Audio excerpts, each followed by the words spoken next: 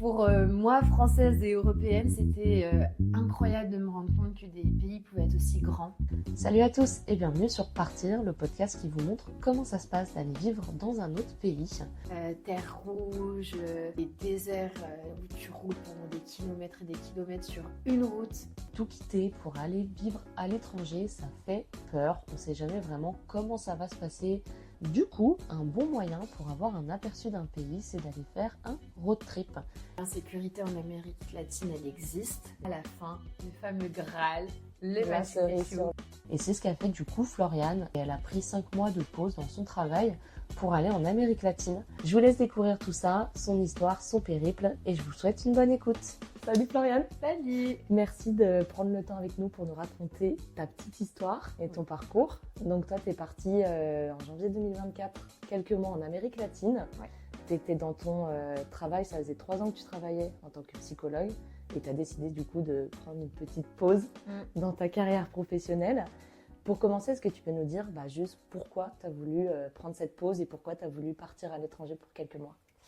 Alors déjà, ça me fait trop plaisir d'être là, en vrai, Avec de pouvoir plaisir. parler et tout. Et alors moi, j'ai décidé de prendre cette pause parce que au niveau professionnel, je ressentais le besoin en fait de faire une coupure. Et de base, moi, je voulais faire ce voyage à la fin de mes études, sauf que j'ai été diplômée en 2020, donc vraiment pire année pour partir à l'étranger. Et en fait, j'ai été diplômée, j'ai très vite trouvé mon emploi derrière. Et en fait, après, quand t'es pris dans le truc, ça va très vite. Et l'année dernière, je me suis dit, mais non, mais ce rêve, parce que c'était vraiment mon rêve de partir en Amérique du Sud, il faut que je le réalise. Et en fait, si je me fixe pas une certaine échéance, je vais repousser. Et du coup, voilà, je me suis lancée, j'ai demandé, ça a été accepté. Et donc, en janvier, je suis partie. Nickel. Et après tes études, à la base, tu avais déjà prévu de faire ce type de voyage ou t'as changé de projet, enfin, c'était le même projet que tu avais Ouais. depuis après tes études? C'était exactement le même projet. Je pense que si j'étais partie après mes études, j'aurais peut-être fait 1 ou 2 mois de plus, voilà. Mais c'était vraiment, oui, mon envie de partir en Amérique du Sud et de voyager en backpack, en road trip, en itinérance. Enfin voilà, c'était du coup le projet de base, il n'a pas changé. Et du coup, est-ce que tu peux nous expliquer un petit peu plus quel est ce fameux projet? Et en fait, je suis partie en Erasmus à Malaga pour ma licence 3, donc c'était 2017-2018. Et j'ai adoré l'Espagne. En fait, j'avais fait espagnol au lycée, j'avais adoré la langue. Je trouvais que c'était beaucoup plus beau, beaucoup plus chantant que l'anglais. En fait, quand je suis partie en Espagne, j'ai passé 1 an à Malaga et ça a été ça a été clairement la plus belle année universitaire. Ça t'a marqué? Ça m'a vraiment marqué parce que c'était fou, c'était vraiment fou cette année. Et du coup, je me suis dit, ok, l'Espagne c'est trop bien, mais j'ai envie de découvrir plus et en fait autre chose. Et dans les pays hispaniques, en fait, en Europe, t'as l'Espagne et ensuite t'as l'Amérique du Sud. Voilà. Donc du coup, je Obligé me de suis changer dit, de continent. allez, on y va, on change de continent. Et puis, je sais pas pourquoi, j'avais une certaine obsession avec l'Argentine. Je voulais absolument aller en Argentine. Argentine. Ouais, c'était vraiment un truc, je sais pas pourquoi. Et d'ailleurs, c'est le pays par lequel j'ai commencé. Donc, comme quoi, voilà, c'est la porte d'entrée. Ouais. Exactement. Donc, tu es partie en voyage en road trip, en itinérance, etc. Est-ce que tu as eu cette envie directement? Tu t'es dit, de toute façon, c'est sûr, je vais partir avec mon sac à dos. Ou est-ce que tu as envisagé, par exemple, de travailler, de faire des PVT ou des trucs comme ça? Ou non, pas spécialement? Non, je savais que c'était que du loisir et sac à dos. En fait, j'avais 5 mois sur place et je trouvais que c'était déjà un peu tendu. Voilà. Donc je m'étais dit, je vais pas partir sur le fait de travailler ou quoi. Je vais faire que des vacances finalement. Vraiment la coupure dans le travail, Ouais, j'en vraiment, profite vraiment, pour complètement. passer pour cette étape, pour pouvoir continuer ensuite Mm. ta life. Tu sentais que tu avais besoin de faire ce voyage pour continuer dans ta vie? Parce que moi, tu vois, je sais que je pars bientôt du coup. Oui. Et après réflexion, je me suis rendu compte que tant que j'étais pas partie et tant que je suis pas partie, j'arrive pas à me projeter dans ma vie, tu vois, dans mon travail, mes relations, etc. Est-ce que toi, du coup, tu as eu un peu ce sentiment-là ou non, juste pas spécialement? Bah, en fait, c'est un peu marrant parce qu'il y a... Enfin, j'ai remarqué dans le voyage qu'il y avait des gens... Enfin, comment t'es animé par le voyage, c'est pas du tout la même façon en fonction des personnes. Et pour moi, il y avait un peu deux types de personnes. Il y avait justement, bah, je pense un peu comme toi, dans le truc de...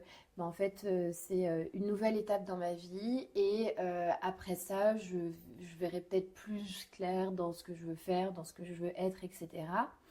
Et puis il y avait des gens où c'était sur des temporalités très données, dont moi je fais plus partie, et où là c'est vraiment bah, plus quelque chose de... On va pas vraiment vouloir aller chercher qui on est.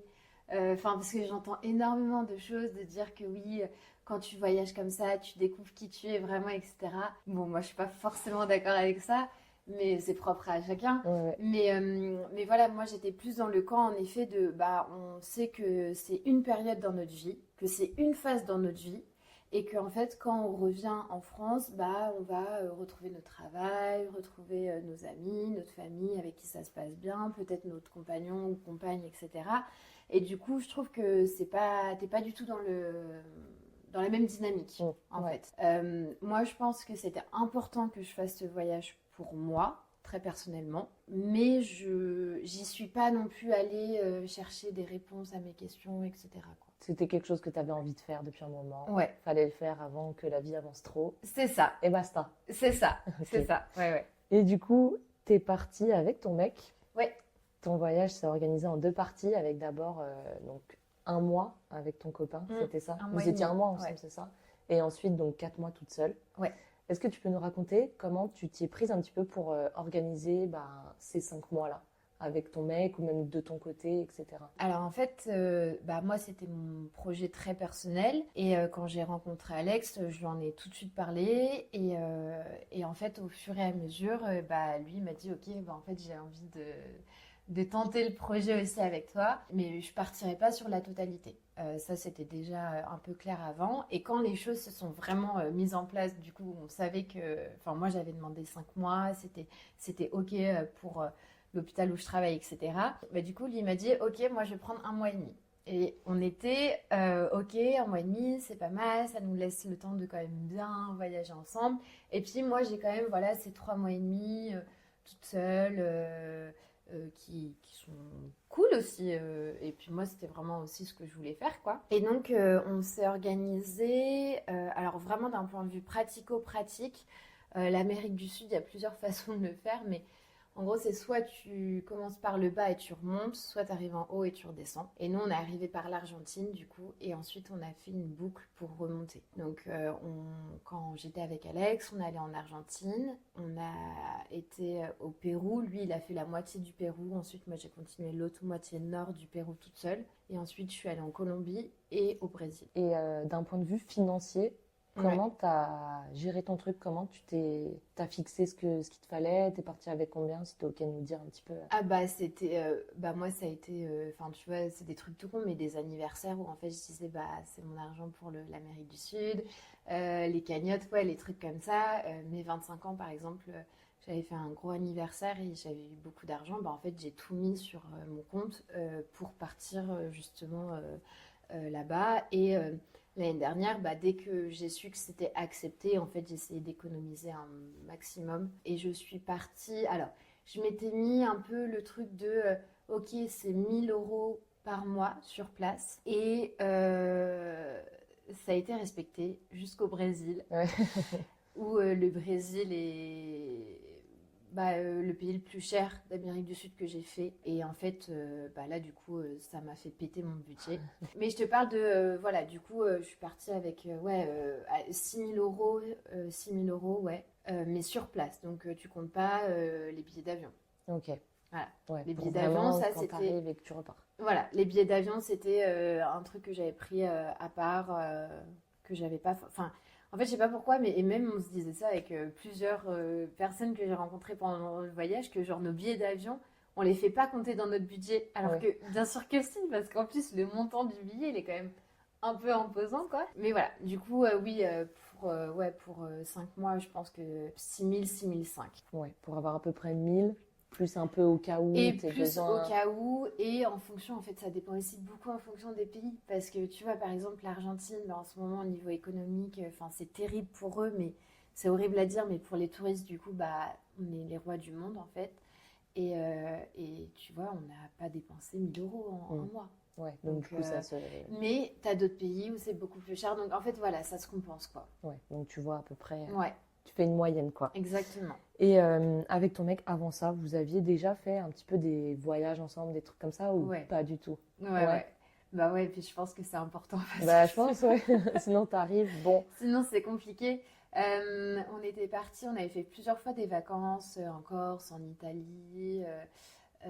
Et en fait, dernièrement, en septembre 2023, donc juste avant de partir, on était partis en van Mm. pendant 2 semaines en Italie et on avait adoré et ça nous avait aussi beaucoup rassuré du fait parce que en fait quand on est parti c'est ça aussi qui est important c'est qu'on ne vivait pas ensemble donc même si on se voyait extrêmement souvent etc on n'avait jamais vécu vraiment ensemble sauf dans le cadre des vacances et donc en fait le van de se dire qu'on arrivait à vivre dans un endroit aussi restreint pendant 2 semaines ça nous a fait beaucoup de bien quoi.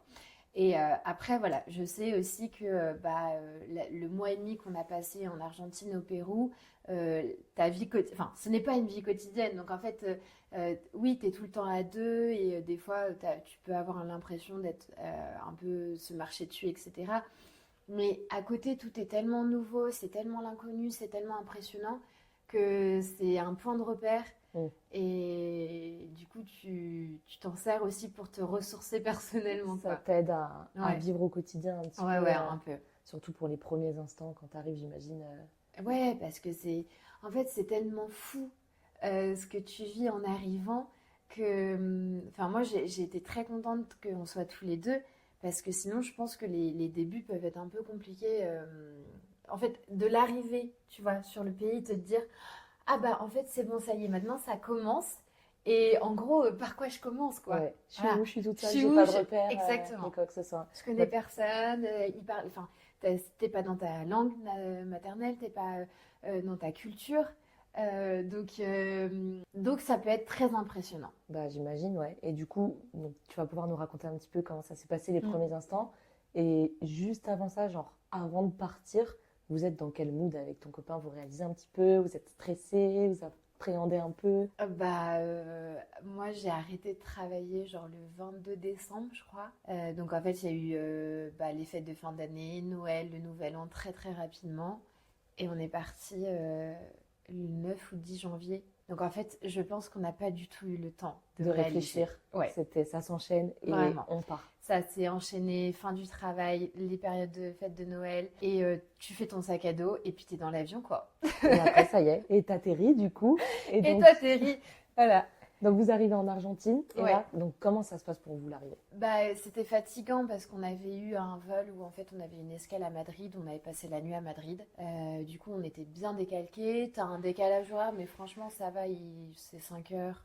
5-6 heures, donc ça va. Et du coup, au début, dans l'euphorie, hein, vraiment, en fait, ouais, t'es en mode, ok, voilà, ça commence et tout. Donc, nous, On on y est. arrive à Buenos Aires et on est resté 5 jours là-bas. Et j'avais une copine de Lyon qui était là-bas au même moment, que j'ai vu, un copain de Normandie qui lui vit là-bas depuis 2 ans avec sa copine. Ça nous a aussi permis de voir des gens encore un peu... D'avoir tu sais, d'autres on se repères. rattache. Mais Ouais, c'est et ça. puis tu te rattaches à quelque chose de ah, c'est mes copains français, c'est cool, tu Ouais. vois. Et je pense qu'au début, il y avait un peu ce truc-là de Je cherche ce que je connais. tu cherches ce que tu connais, exactement. Et en fait, après, on a fait les 5 jours, donc ça a été un peu une période d'adaptation, de comprendre aussi, moi, de me remettre dans l'espagnol aussi. Puis bon, alors l'Espagne d'Argentine, déjà, ils ont un accent, mais à couper au couteau, vraiment. Et en plus, même moi, par rapport à l'espagnol d'Espagne, ce n'est pas du tout le même. Donc du coup, il fallait que je me remette le nez dedans quand même. Et puis ensuite, le fait, oui, voilà, de découvrir un peu où tu arrives, où tu mets les pieds, de commencer à préparer ton programme pour les futurs jours, les futures semaines.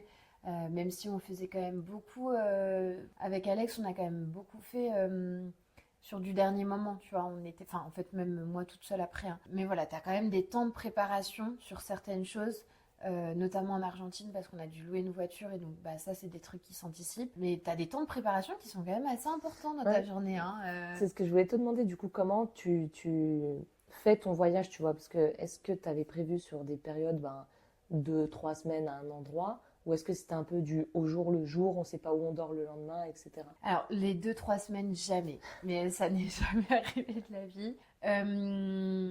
Si, ça arrivé 2 semaines avant quand on a fait la réservation pour le trek, pour le Salkantay Trek au Pérou pour aller voir le Machu Picchu. Où là, c'est pareil, ça te demande quand même de réserver un petit peu à l'avance. Ouais. Mais sinon, non, c'était vraiment des trucs de... Ouais, si on avait... allez, si on savait ce qu'on faisait sur les 3 jours, c'était déjà pas mal. Hein. Et tu le vis comment de pas savoir Super ce bien. que tu fais au bout de 3 jours? Ouais, ça va. Moi, je l'ai super bien vécu. Moi, c'est pas un truc qui me fait peur du tout. Et puis, en fait, je trouve que c'est super cool parce que du coup, bah, si t'es dans un endroit que t'aimes bien et que tu dis, bah, en fait, j'ai envie de rester une nuit de plus, bah, tu restes une nuit de plus et tu te dis pas, putain, merde, j'ai une réservation, si au contraire, tu te sens pas bien et que t'as très très vite envie de te casser, tu peux le faire aussi très facilement. Moi, c'est pas du tout un truc qui m'a dérangé. Alex, peut-être un peu plus parce qu'il est un peu plus casanier, routinier que moi, mais tu vois, même pas en vrai. Il s'est adapté assez Ouais, il s'est facilement. complètement adapté à ça et non, ça a pas, ça nous a pas posé problème. Et l'Argentine, du coup, ça se passe bien? Vous kiffez? Est-ce que c'est à la Ouais. hauteur des attentes et de ce que tu avais en tête? Oui, et en plus, je n'ai vu qu'une partie. Ah ouais. Parce que l'Argentine, en fait, enfin, non, c'est pas du tout un problème, mais pour moi, française et européenne, c'était incroyable de me rendre compte que des pays pouvaient être aussi grands et que les distances, en fait, entre chaque ville sont juste énormes. Et en plus, moi, je me suis un peu compliqué la vie parce que j'avais cette idée de prendre le moins d'avions possible et surtout pas en interne. Ça me faisait vraiment chier.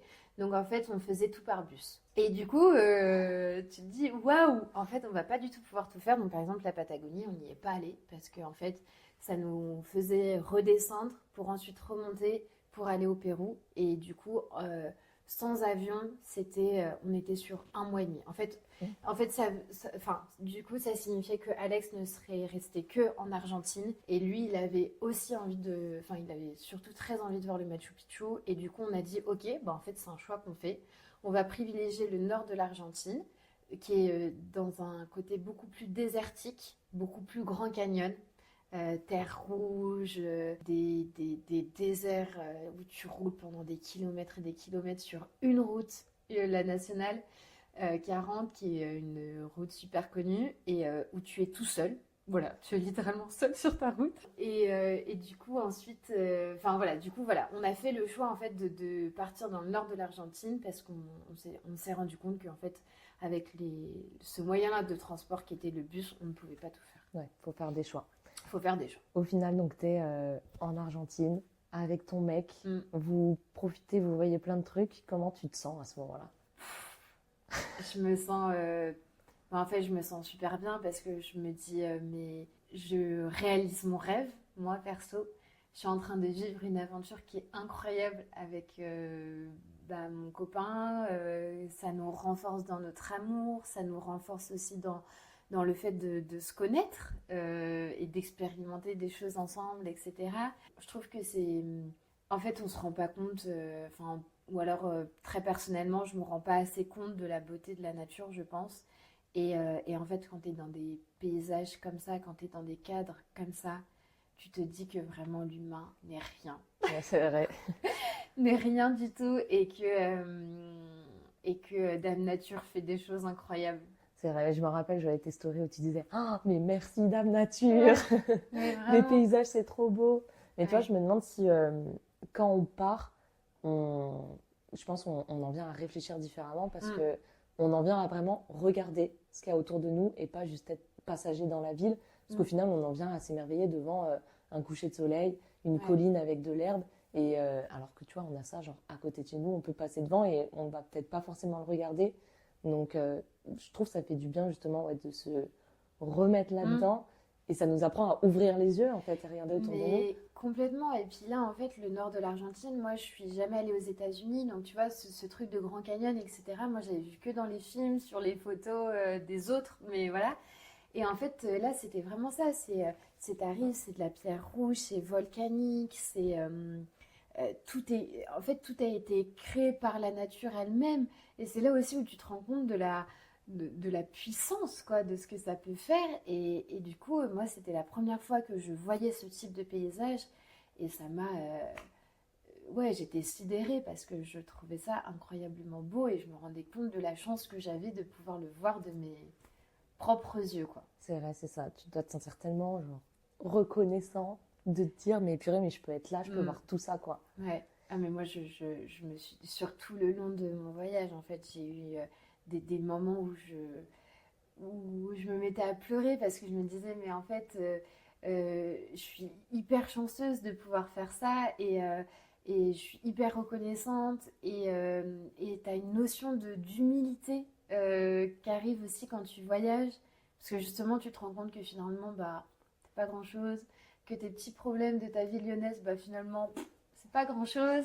Que tu rencontres des gens, des locaux voilà, qui vivent d'une façon qui est tellement différente et opposée à la tienne aussi que, en fait, t'es forcé de constater que, en effet, des fois, je pense on est peut-être un peu pointilleux, un peu chiant sur certaines choses et voilà, ça, ouais, c'est une bonne leçon de vie. Ouais, ça te fait voir d'autres perspectives, enfin, Ouais, le monde sous un autre angle au final. complètement. Et tu parlais donc des locaux qui vivent un Mm. petit peu différents. Est-ce que tu as pu, en étant en voyage comme ça, en bougeant beaucoup, quand même découvrir la culture locale, rencontrer des locaux? Bah, je pense pas assez que ce que j'aurais voulu, peut-être, parce qu'en effet, quand t'es en itinérance, bah, en fait, voilà, enfin, t'es quand même souvent amené du coup à bouger et tu restes peu de temps. Tu vois, moi, je pense que les endroits où je suis restée le plus longtemps, c'était une semaine. Ouais, Ouais, c'est que dalle. Une semaine et hop, t'as à c'est peine le rien temps de te du tout. poser que tu repars. Ouais, voilà, c'est rien du tout. C'est vrai, quand tu bouges beaucoup, bah, c'est vrai que ça doit être un peu compliqué de vraiment s'ancrer dans un endroit. Et surtout, quand tu es à deux, c'est peut-être un peu plus compliqué que quand tu es toute seule. Et est-ce que du coup, toi, quand tu étais toute seule, tu as pu un peu plus aller rencontrer des gens? Oui, la réponse est évidemment oui. Quand tu es à deux, c'est vrai que tu as comme on disait un peu tout à l'heure, tu as ce confort de pouvoir aller te ressourcer chez l'autre. En plus, tu connais comme enfin, c'est ton copain et tout. Donc, forcément, il y a un peu moins tu fais un peu moins de rencontres, même si on en a quand même faites. Mais quand tu es toute seule, bah en fait, tu te dis, si j'ai envie de parler avec des gens, je vais être obligée d'aller vers quelqu'un. Ça, c'est sûr. Donc, t'as vraiment pas le choix, entre guillemets. Donc, forcément, ouais, en fait, le fait de ne pas avoir le choix, bah, tu sautes le pas. Et après, tu vois, je me dis aussi que finalement, les gens, moi, que j'ai rencontrés dans mon voyage, on a, entre guillemets, un peu tous quand même le même profil. C'est-à-dire que c'est des gens qui sont ouverts d'esprit, qui sont quand même plutôt sociables dans la vie de tous les jours. Je suis pas sûre que quelqu'un qui soit introverti, que quelqu'un qui soit extrêmement timide, ça soit un voyage dans lequel il va être à l'aise. Parce Ouais. qu'en fait, peut-être que ça peut être violent de toujours aller parler, tous les jours, rencontrer des gens différents, tous les jours aller devoir parler à des inconnus, Ouais. etc. Et, et du coup, oui, on se rend compte quand même que oui, en effet, entre voyageurs, on a tous déjà un peu cet amour de la rencontre pour l'autre et des moments d'échange, des moments... Et est-ce que tu penses pas que ça se développe en partant en voyage, que tu vois, dans ton quotidien, tu peux être OK avec le fait de pas trop parler avec les gens ou juste parler un petit peu, etc. Mais du fait de partir et d'être ailleurs, ta personne est amenée à parler aux gens, genre tu as besoin un peu d'aller sociabiliser parce que tu es seule et du coup, ben, tu dépasses un petit peu ce côté-là. Oui, je pense que si tu es un peu, en effet, dans ta vie de tous les jours, on va dire, voilà, tu es OK avec la solitude, etc., que tu pas forcément... je pense que tu peux développer cette sphère-là en voyage, mais tu vois, il y a aussi des moments où tu as besoin de te retrouver toute seule. En fait, enfin, après, chacun voyage de sa façon, hein, mais moi, j'ai trouvé que le voyage solo, c'était aussi génial parce qu'en fait, s'il y a des journées où tu ne veux pas parler avec des gens, et ben tu ne vas pas parler avec des gens. tu vois. Et au contraire, si tu as envie de rencontrer du monde, de manger tous les midis avec une personne différente, de sortir tous les jours avec des personnes différentes, etc., bah, tu peux le faire. Donc en fait, c'est vraiment toi en fonction de tes envies, de ta personnalité, mais aussi de la situation dans laquelle tu es, bien sûr, où tu vas dire oui, bah ok, j'ai plus ou moins envie aujourd'hui de rencontrer des gens, ou alors non, aujourd'hui en fait je vais passer ma journée toute seule et je Et suis basta. ok, voilà, et je suis ok avec ça en fait. Ouais. Au moins, tu es libre de faire ce que tu veux. Il n'y a personne qui va te Exactement. dire quoi faire, Ouais, comment le faire, etc. Quand tu es avec ton mec, du coup, faut s'adapter aussi aux ouais, besoins de l'un de l'autre. Ça va vous arriver quand même, quand vous êtes ensemble, à vous mettre d'accord, à avancer ensemble et que ça se passe bien? ouais. Là-dessus, on n'a jamais eu de problème parce que bah il y avait des moments où en effet on avait besoin un peu, voilà, bah, chacun, tu vois, de prendre du temps pour soi. Donc bah moi, soit je faisais par exemple des vocaux à ma famille et tout, lui il regardait des vidéos. Enfin, voilà, tu modules un peu. Il y avait aussi des fois où, bah, tu vois, j'avais besoin d'acheter des petits vêtements, des petits trucs qui me manquaient. Bah, j'y suis allée toute seule. Lui, il est resté dans un café. Enfin, voilà, en fait, tu fais un peu comme tu veux. Et c'est pour ça que, en fait, moi, quand Alex est parti, j'ai eu une semaine très compliquée, où j'étais très triste, où j'avais, bah, en fait, toute l'appréhension, la peur du voyage toute seule que je me prenais en En pleine pleine face. face? Et il y avait plein de gens qui me disaient, mais tu vas voir, c'est génial, justement, maintenant, en gros, tu vas pouvoir faire ce que tu veux et ça va être ton rythme et tout. Et je me disais, mais en fait, avec Alex, j'avais mon rythme et je pouvais faire comme je veux parce qu'on était à peu près d'accord sur comment voyager, comment faire quoi et tout. Donc en fait, je ressentais pas du tout, quand on a passé là un mois et demi à voyager ensemble, je ressentais pas une frustration de me dire, ah bah tiens, moi j'aurais voulu rester à tel endroit et lui il voulait pas, du coup on est parti et tout. Ça s'est jamais produit. Donc tu vois, au début, je me suis dit, waouh, mais en fait, enfin, on aurait dû rester à deux parce que finalement, À il y quoi avait bon? à quoi bon être toute seule alors qu'à deux, ça se passait très bien, quoi. Ouais, c'est clair. Bah, c'est bien tombé que vous puissiez vous entendre comme ça Ouais. à ce point, parce que pour avoir jamais été autant de temps H24 ensemble, ça peut soit passer, soit casser. Ah Donc, bah il faut oui. avoir un juste milieu, je pense. Mais Ouais, ouais. après, quand tu es dans des contextes comme ça aussi, je pense que ça joue un peu d'un côté, parce que tu découvres des trucs, tu es dans des paysages de malade, du coup, tu dois peut-être être détendu, assez open à ok, on va faire ça, ça, ça, tranquille. Oui. Et vous êtes du coup allé au Pérou aussi. Mm. Vous avez vu le Machu Picchu. Ah oui, ça c'était Raconte incroyable. un petit peu le Pérou du coup. Donc en fait, on est en Argentine, on est passé par la frontière, donc on a traversé la frontière chilienne. On est resté un petit peu, genre, ouais, 4 jours dans le nord du Chili avant de remonter et traverser la frontière péruvienne. Donc on a fait tout ça en bus et quand on est arrivé au Pérou, on avait réservé du coup donc le trek du Machu Picchu, qui s'appelle le Salcante Trek. Et en fait, on est parti du coup directement à Cusco. Et donc là, on savait qu'on allait avoir beaucoup, beaucoup d'altitude et que du coup, il te faut un temps d'acclimatation en fait. Tu peux pas partir comme ça. Enfin voilà, Faut que ton corps ici faut que fasse. ton corps il s'y fasse vraiment. Et donc, avant de commencer le trek, on est resté 3 jours à Cusco pour justement s'acclimater. Et ensuite, on a fait le trek.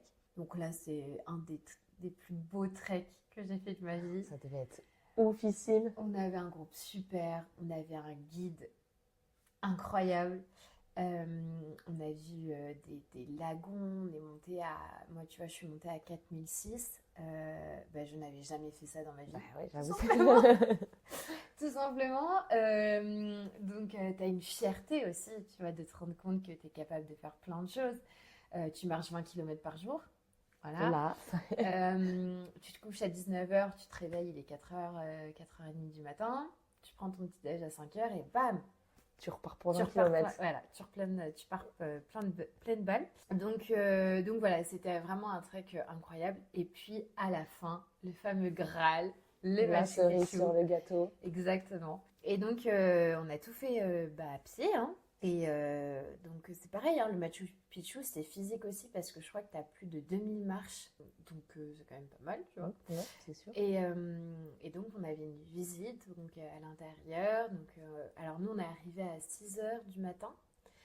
Parce qu'en fait, t'as plusieurs entrées dans la matinée. Et donc, nous, on avait l'entrée de 6 heures. Et donc, au début, on a eu très peur parce qu'en fait, c'était super couvert. Et donc, on ne voyait rien. Et là, tu dis tout ça pour ça. Voilà. Et moi, j'avais vu, tu vois, des vidéos sur Insta de meufs qui disaient ah, bah super, le Machu Picchu. Et en fait, t'avais rien derrière, t'avais que le brouillard, quoi. Donc, on savait que ça pouvait arriver. Potentiellement. Et en fait, bah, je sais pas, peut-être après une demi-heure, ça s'est dégagé. Alors, nous, au Pérou, on y était au mois de février, donc c'est quand même la saison des pluies. Donc, on a eu déjà extrêmement de chance parce que sur le trek, il n'y a eu qu'une demi-journée de pluie. Mais parce que potentiellement, tu peux te taper que sur 5 jours de la pluie. Putain. Voilà. Et donc, nous, on n'a pas eu le Machu Picchu avec le grand soleil, le ciel bleu et tout machin. Mais tant que, en fait, tu pouvais le voir, Oui, moi, c'est j'étais déjà mais complètement sur les fesses. Et puis ensuite, tu fais la visite où tu descends, en fait, dans le village. T'as des alpagas, des lamas qui sont là, qui broutent l'air. Mais oui, enfin, c'est un truc de fou. Donc, c'est truc incroyable. de ouf. Ouais. Expérience de dingue. Ouais, c'était vraiment incroyable. Et donc après le Machu Picchu, Alex repart pour la France. C'est ça. On est allé à Lima, qui est la capitale du Pérou, parce que lui, du coup, il décollait de là-bas. Et donc il repart. Et comme je te disais tout à l'heure, voilà, moi, la première semaine, ça a duré en fait 4 jours où je suis restée à Lima. Et là, tu te sens comment? Oh, bah, au bout de ma vie, hein, j'étais super triste. J'avais très peur. En fait, je me prenais. C'est quoi qui te faisait peur? Bah, c'est que, tu vois, je me suis quand même rendu compte que l'insécurité en Amérique latine, elle existe, qu'elle est présente, qu'il y a des choses où il faut faire attention, que quand t'es une femme, il faut faire d'autant plus attention, que moi, j'ai pas vraiment le physique local. Ah bon? Donc, je me fonds pas forcément dans la masse, voilà. Et tu vois, en étant avec Alex, je sentais qu'il y avait un autre regard qui était porté sur moi, parce qu'en plus, ils sont très dans ce truc de c'est pas ton copain, c'est ton mari. Enfin, tu vois, il y a Ok. quelque chose pour eux. Voilà, vous êtes mariés, vous êtes un couple, machin. Et du coup, bah là, le fait d'être toute seule, je me suis rendu compte que ouais, c'était pas du tout la même chose, qu'on me regardait pas du tout de la même manière, que moi j'étais aussi beaucoup plus en hypervigilance sur plein de petits trucs, mon argent, mon téléphone. Et en fait, ouais, j'étais très triste, j'étais aussi très fatiguée parce qu'après c'était après le trek, donc je pense qu'il y avait aussi ça joue. voilà, il y avait aussi la fatigue physique qui n'a pas forcément aidé. Et en fait, à un moment donné, je me suis même dit, mais est-ce que je prends pas un billet pour rentrer? Ah ouais, t'as pensé à repartir Ouais, alors à moitié. ça m'a effleuré. Oui, c'est vite passé. Mais j'avoue quand même que c'est passé dans ma tête. Et donc voilà, et donc je me suis dit non, en fait, ça va pas marcher comme ça du tout. Et donc je suis montée dans le nord du Pérou et j'ai rencontré, petite dédicace à Lisa et Mila, à Huaraz. Et en fait, après du coup, en fait, le fait de rencontrer des gens, c'était des Françaises, ou avec qui ça a matché, qui m'ont aussi, tu vois, permis un peu de sortir la tête de l'eau et tout machin. Et puis, Huaraz, c'était aussi fantastique pour les randos et les treks. Et en fait, moi, je pense que j'avais aussi besoin de faire quelque chose de mon corps. Parce que, en fait, on a quand même énormément marché. On avait. Alors, tu vois, on ne faisait pas du tout du sport comme tu peux faire en France et tout. Mais en fait, tous les jours, moi, j'étais à une moyenne de, je crois, 8-9 km par jour. Ouais, c'est énorme. Et tu te sens pas fatiguée physiquement, franchement, Au de début, passer de être dans ta vie, tu vois, à là, bam, marcher grave tous les jours? ouais, bah si, au début, du coup, c'est hyper fatigant. Et comme je t'ai dit, après le trek, moi, Ouais, tu te fais sur les rotules. moi, j'étais complètement cassée en deux. Mais en fait, après, ton corps, il s'habitue. Et du coup, quand tu fais des pauses, il comprend plus. Enfin, Ouais, bouge. bouge, faire un truc. Et du coup, voilà, le nord du Pérou, pour ça, moi, ça m'a aussi permis, en fait, de me remettre dans le trek et de me remettre, voilà, aller faire de la rando, des balades. Et j'adore ça. Et là, en plus, avec ce que tu vois aussi, tu ne peux qu'aimer, quoi. Là, même si à la base t'aimes pas la rando, t'en viens à kiffer. Voilà, c'est ça. C'est-à-dire qu'il y a quand même une laguna qui est... en fait, t'as des montagnes, t'as un mont enneigé. Et la neige coule dans un lagon qui est couleur cristalline. Mais tu dois pas en croire tes yeux quand t'arrives dans les endroits comme Bah ça. Tu ouais. dois te dire, mais oh my god, Du coup, tu te dis, ok, j'en chie en fait pour arriver là, mais quand je suis là, enfin, ça vaut le coup. ça vaut complètement le coup. Complètement le coup. Purée. Ouais, donc là, c'est bon, ton mec il peut partir, tu peux être triste. Là, au moins, c'est la Voilà. solution pour aller mieux. Donc ça m'a fait beaucoup, beaucoup de bien. Et puis en fait aussi, après, du coup, j'ai continué à organiser mon voyage. Et donc le fait, en fait, de projeter les choses, du coup, ça a été vachement plus facile d'accepter Le la fait qu'ils soient séparation. partis. Ouais, Mm. exactement. Ouais, du coup, tu te dis, bah, c'est bon, une prochaine étape à venir et une prochaine, et j'avance Ouais, en fait. Ouais, se mettre en mouvement, ça aide un petit ouais, peu complètement. à bouger. Et donc, tu dis que tu avais rencontré des filles. Mm. Est-ce que c'est facile de rencontrer des gens quand tu es, quand t'es en voyage comme ça? Tellement facile. Tu as rencontré beaucoup de monde? Ouais, dans les auberges, t'as énormément de backpackers. Et en fait, du coup, le contact se fait très rapidement. Les gens Enfin, sont, ouais, comme tu disais tout à l'heure, les gens sont ouverts, mais complètement. tu viens à discuter, etc. Ouais, non, mais Trop complètement. bien. Tout le monde est très. Euh, Enfin, en fait, ça te propose aussi, tu as des activités. Par exemple, bah là, par exemple, dans le nord du Pérou, il y avait énormément de balades à faire. Et donc, c'était, bah tiens, aujourd'hui, moi, je fais telle rando. Ah, ok, bon, bah attends, je vais la faire avec toi. Et puis, bah, du coup, tu marches, tu discutes, tu apprends à connaître les gens, nanani, nana. Et en fait, tu crées des super liens. Et c'est ça aussi qui est difficile, par contre, je trouve, dans le voyage en itinérance comme ça. C'est le fait de devoir dire au revoir. Parce que tu rencontres des gens un peu tout le temps, un peu tous les jours, et tu peux rencontrer quelqu'un sur 3 à 4 jours, comme tu peux rencontrer quelqu'un sur une soirée. Tu vois, ou le lendemain, il a son bus pour aller là, ou son avion, ou machin, machin. Et ça, évidemment, quand tu rencontres les gens, bah, ta question première, ça va pas être de tu pars quand. Bon, voilà. Mais c'est vrai que l'investissement et les liens que tu crées avec les gens se font beaucoup plus rapidement, moi, je trouve, qu'en France. Parce qu'en fait, tout le monde est dans un contexte extrêmement différent de ce qu'il connaît. Donc, forcément, tu partages déjà en fait quelque chose de commun. Mais du coup, voilà, c'est quand même dur de se dire, bah, en fait, ça a super bien matché. Et c'est une personne que peut-être je reverrai, enfin, certainement, je ne reverrai jamais dans ma vie. Mais j'ai passé 5 heures incroyables avec elle. Ouais. Voilà. C'est du bon moment, mais ça s'arrête là. Mais ouais. Et tu te sens comment, du coup, dans ces au revoir perpétuels? Enfin, c'est au revoir sur au revoir. Bah, c'est dur. Ouais. Moi, au début, je m'en rendais pas trop compte. Et à la fin, c'était limite. Je me disais, bon, bah, je vais pas faire l'effort. Je vais plus faire l'effort de parler parce que je sais pas. Tu vois, à la fin de mon voyage, par exemple, je pense à mes 4 derniers jours à Rio. Je suis Ouais, les restée toute seule. rencontres, basta, c'est bon. Ouais, Ah en ouais. plus, tu sais que tu pars, donc dans tous Moi, les je cas, tu savais que je réussis. rentrais en France. Et tu vois, pendant 4 jours, je suis restée toute seule. Ouais, bah ouais, de toute façon, c'est vrai que ça doit pas être facile, franchement, parce qu'en plus, il y a des gens qui sont attachants, avec qui ça matche Mais oui. bien tout de suite. Mais oui, c'est terrible, hein. Puis tu te dis que bah, t'es pas forcément dans le même pays, que tu parles pas la même langue, que tu as des décalages en termes de fuseau horaire. Donc, Ça s'arrête là. donc ça s'arrête là en Ouais. fait. Et d'un autre Ouais. côté, en même temps, c'est beau parce que enfin, tu fais une rencontre de ouf. Mm, C'est ouais, un petit exactement. peu paradoxal, c'est les deux en même temps. Ouais. Mélange de plein d'émotions. Et du coup, donc, t'es passé par le Pérou, t'as rencontré plein de gens. T'es allé où après le Pérou? En Colombie.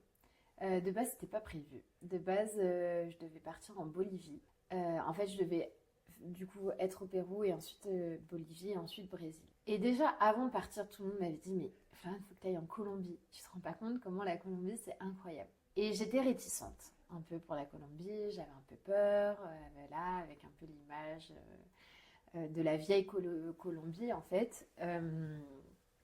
Et en fait, en voyageant, tout le monde me disait, mais enfin, si, évidemment, il faut que tu ailles en Colombie. Ouais. Peut-être que, tu vois, quand tu seras au Brésil, tu termineras par la Bolivie. Bon, c'est pas grave, mais il faut que... Enfin, là, en fait, tu es au Pérou. Tu vois, c'est quand même dans le... Entre guillemets, dans la lignée des choses, quoi. Et donc, bah... J'ai quand même passé plus d'un mois en Colombie. Au final, Donc, c'est que c'était. je pense que c'était pas mal. C'était incroyable la Colombie.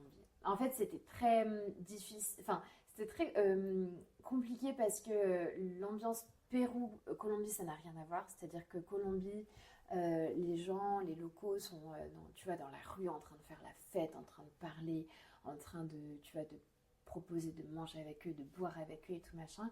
Les Péruviens sont beaucoup plus discrets, beaucoup plus réservés. Ouais. Beaucoup moins de contact facile avec les touristes, etc. Et du coup, donc moi je passe du Pérou, où j'arrive en Colombie, mais c'est ça en fait, tu vois. Tu prends une vague dans la tronche, Mais quoi. oui, ma première sortie, tu vois, il y avait en fait, enfin, c'était fou. C'était à Cali, donc Cali qui est quand même ville de la salsa. Et en fait, dans le quartier, il y avait que des écoles de danse de salsa. Okay. Et en fait, les gens là-bas, mais c'est comme si la danse était en intraveineuse dès la naissance, quoi. Et du coup, tous les jeudis soirs, ils réservent plusieurs rues de Cali qui sont banalisées et tout machin. Et les mecs, ils mettent des enceintes dehors. Il y a un petit orchestre et ça danse, ça danse, ça danse, ça danse, ça boit, ça mange, voilà. Et hyper en fait, festif. Hyper festif. Et tu vois, Cali, en termes de ville, ça n'a aucun intérêt. Enfin, je veux dire, c'est pas très beau, il n'y a pas grand-chose à faire en termes culturels, etc. Mais par contre, pour la salsa, c'est un truc de ouf. C'est un truc de ouf. C'est vrai que ça doit faire bizarre, quoi. En plus, surtout si tu passes du Pérou, là, t'arrives, bam, tout le monde dans la rue, ça danse de tous les côtés. Ouais. Tu te sens comment, du coup, quand t'arrives dans cette ambiance hyper mouvementée? Bah, au début, c'est un peu une phase d'adaptation, parce que tu te dis, oula, mais... Et puis, en fait, tu te rends compte que les Colombiens sont sont très gentils, et puis sont très, tu vois, donner de l'amour. Par exemple, au restaurant, quand on va passer ta commande, on va te dire mi amor, mi guapa. Enfin, tu vois, il y a plein de trucs que en France, tu ne dirais jamais. Enfin, tu ne dirais jamais Tu à vas ta boire un boulangère, café. Ouais. Merci, mi amor. Merci mon amour, merci ma belle. Enfin, tu vois, Ouais, viens ce soir, je t'invite pour boire un verre. Enfin, ça n'existe pas. Tu vois, c'est d'autres c'est rapports les uns entre les autres. Ouais. Mais moi, j'ai adoré. Moi, j'ai adoré. J'ai pris du coup, j'ai fait des petits cours de salsa, non pas de bachata, de Merengue. De merengue. En Argentine, on avait fait du tango avec Alex, du cha-cha. Enfin voilà, du coup, c'était cool. T'es en plein dedans, tu kiffes, tu profites, tu visites un petit peu la Colombie du coup? Je visite la Colombie, donc encore une fois, moi je suis du sud vers le nord. Donc je suis passée, donc après Cali, je suis arrivée dans la vallée du café. Donc là, c'est de nouveau, tu peux faire des randos, te balader. Je n'ai jamais bu du café aussi bon à ce point que là-bas. Ouais. Ils ont en fait les fincas de café, donc c'est du coup là où est fabriqué le café. Et du coup, tu peux les visiter. Et en fait, donc tu suis un peu et tu te balades dans les champs et tu suis et tout. Et à la fin, tu as une petite dégustation de café. Trop bien. Incroyable. J'ai été aussi à Salento. Salento qui est la ville qui a inspiré le film Pixar de Encanto. Et ensuite, en fait, j'ai continué à remonter. Je suis passée par Medellín, qui n'était pas du tout comme moi, je me l'étais représentée avec la fameuse série Narcos, que en plus je re-regardais pendant mon voyage là-bas, qui est vraiment une métropole. Enfin voilà, on est vraiment avec des gros buildings et tout machin. Enfin, ça n'a rien à voir avec ce que tu peux voir dans les séries des années 80. Et ensuite, je suis allée côté plage. Enfin, la playa. Enfin la playa. Ouais, on y est. Et donc en fait, j'ai été côté donc mer des Caraïbes.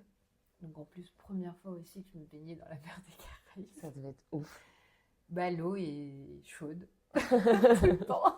Au moins là, tu peux y aller. Il fait 30 degrés tous les jours, même un peu plus. Et j'ai fait du surf. Et j'ai fait de la plongée. D'abord, j'ai fait de la plongée. Incroyable. Et j'ai fait du surf. J'ai fait une semaine de surf. Ça, c'était un peu un truc pareil. Je m'étais dit, ok, Colombie, je veux me réserver une semaine où je fais du surf tous les jours pour apprendre et tout. J'ai adoré. Nouvelle passion. Nouvelle passion débloquée. Vraiment, c'était trop bien. En plus, j'étais dans un petit village de hippies où en gros, il y avait une rue principale et c'est tout. Ok.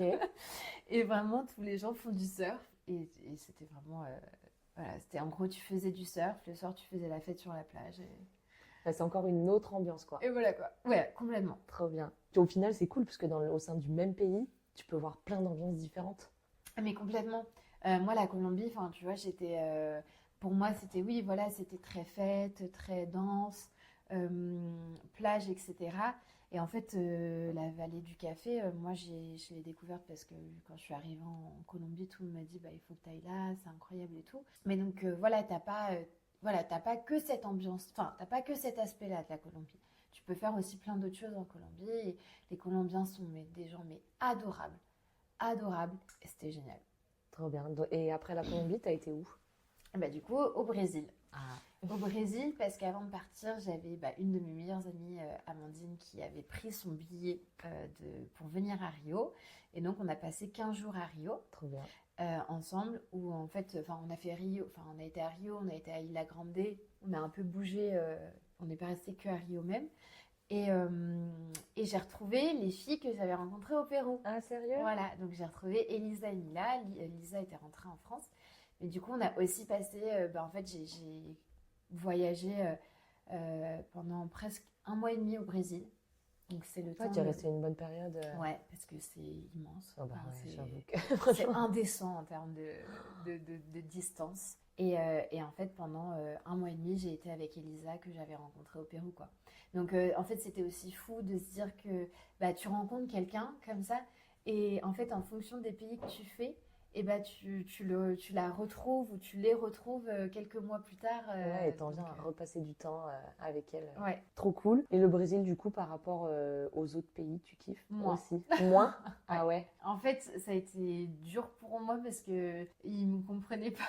Ah, sérieux? Je parlais pas portugais et en arrivant, je me suis dit bon bah vas-y, ça fait 3 mois, plus de 3 mois que je parle espagnol. Bon, maintenant je me démerde bien en espagnol. On va réussir à se comprendre parce qu'en plus le portugais c'est quand même vachement similaire.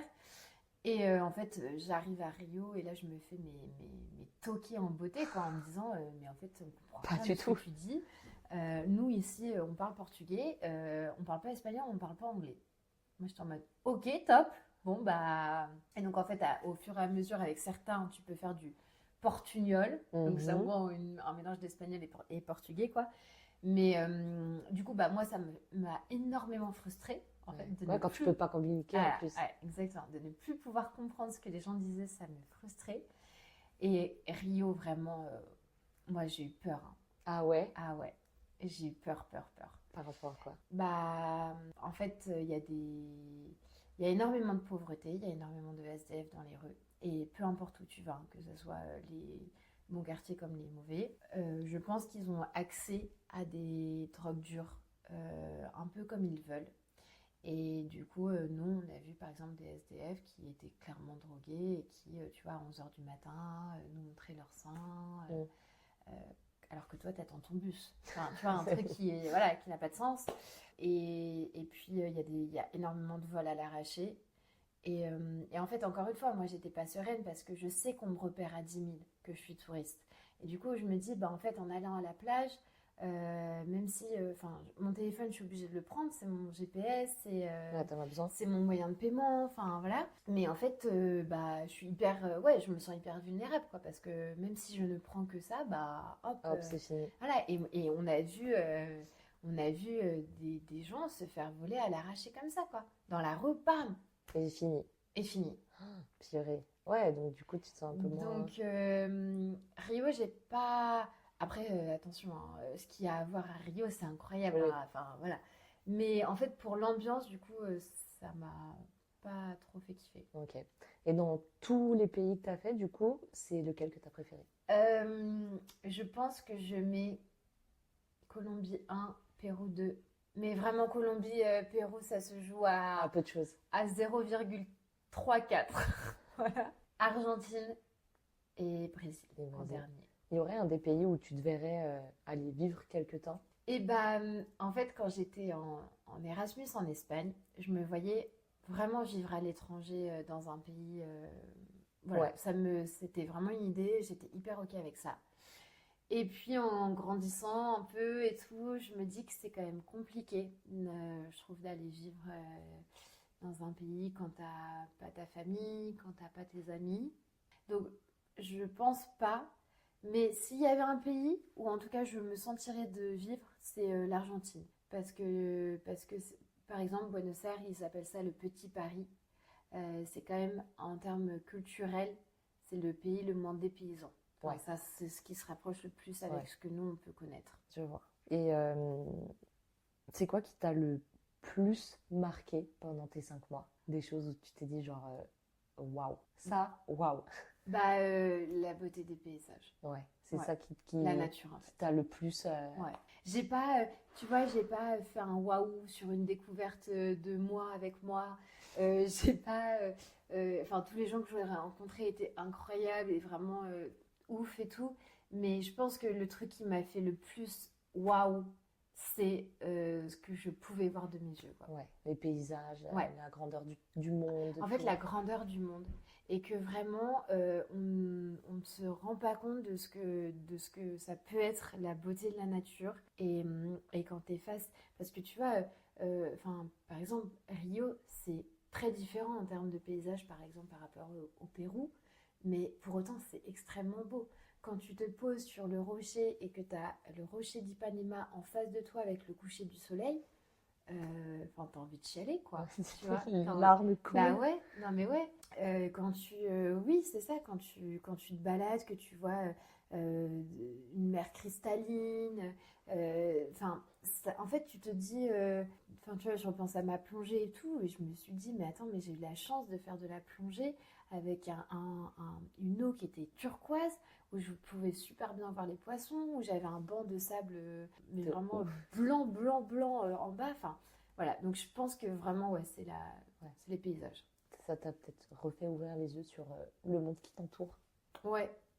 Et notamment, par exemple, tu vois, la rando, je me dis, bah en fait, il faut que je fasse beaucoup plus de rando parce que j'aime ça. Et puis parce que c'est un moment où tu es en accord aussi avec la nature. Donc, c'est vrai, c'est des beaux moments. Ouais. Et c'était quoi le plus compliqué pour toi pendant ces 5 mois? Je pense que l'absence de mes proches, c'était ce qui a été le plus compliqué. Ça te manquait un peu? Ouais. De passer du temps avec eux, tout ça? Moi, ouais, ça me manquait. Ça me manquait de voir mes copines, ça me manquait de voir ma famille. Quand Alex est parti, du coup, il me manquait beaucoup.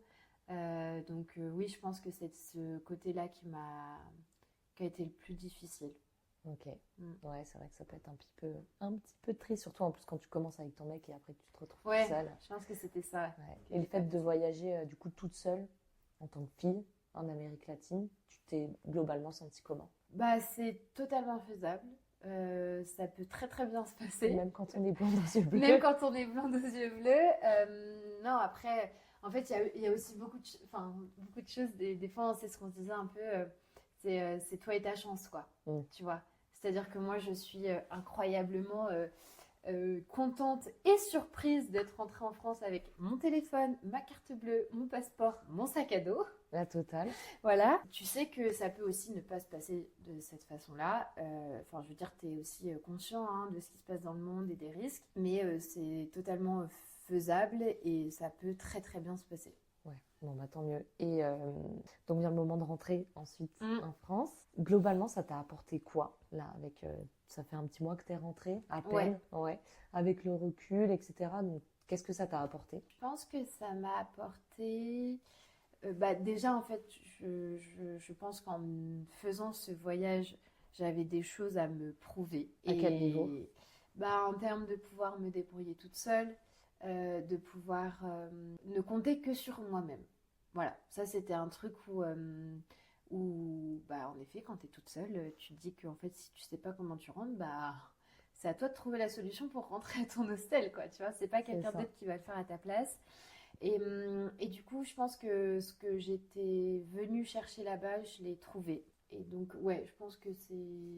Et là-dessus, tu sais maintenant peut-être que tu es indépendante, que tu peux gérer toute seule. Ouais, j'ai beaucoup plus confiance en moi et tu vois, ça a aussi, par exemple, sur ma vie professionnelle, je sais que ça a eu un impact et ça va avoir un impact. Parce que quand tu te rends compte que tu es à plus de 12, voire 15 000 kilomètres de ta famille, ton copain, tes amis, et que en fait, tu arrives à t'en sortir avec des gens qui ne parlent pas ta langue, avec une culture qui est très différente, etc., et que tu arrives à t'en sortir même plutôt bien, et qu'en plus de ça, tu prends du plaisir, tu vois, tu te dis, bon, en fait, en France, rien ne peut m'arriver. Bah ouais, je peux peut-être faire un peu plein de choses que je veux, qui me faisaient peur avant, et qui maintenant, bon. Tu vas peut-être oser un petit peu plus faire les trucs. Complètement.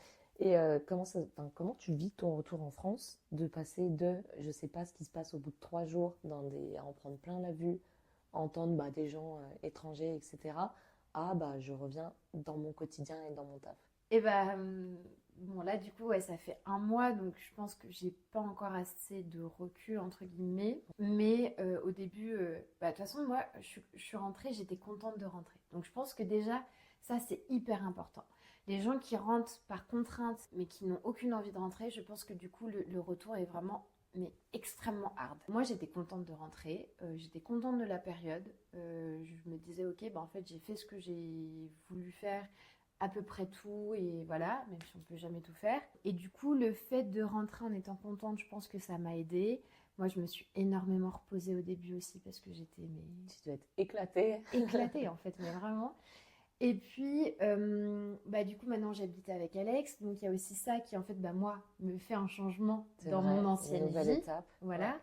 Ouais. On a un projet de déménager, donc là, tu vois, il y a aussi le truc de se dire, on va chercher des appartements, donc tu vois, ça te donne un truc, un objectif. C'est ça. T'es pas dans une vie linéaire où il se Pas passe du rien. tout, voilà. Et même d'un point de vue professionnel, c'est aussi le cas.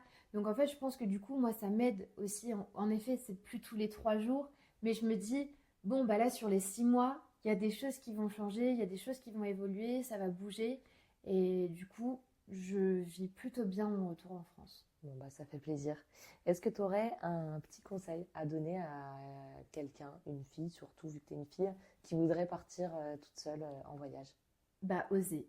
Vraiment oser le faire parce que c'est tellement riche. C'est une expérience qui est précieuse en fait. Et du coup, je sais qu'il y a des choses qui peuvent faire peur. Il y a des moments qui font peur où on se sent vraiment très seul. Voilà. Mais voilà, sachez que vous ne serez jamais vraiment toute seule parce qu'il y aura toujours des gens que vous pourrez trouver dans vos auberges, dans des activités, dans des soirées, des choses comme ça.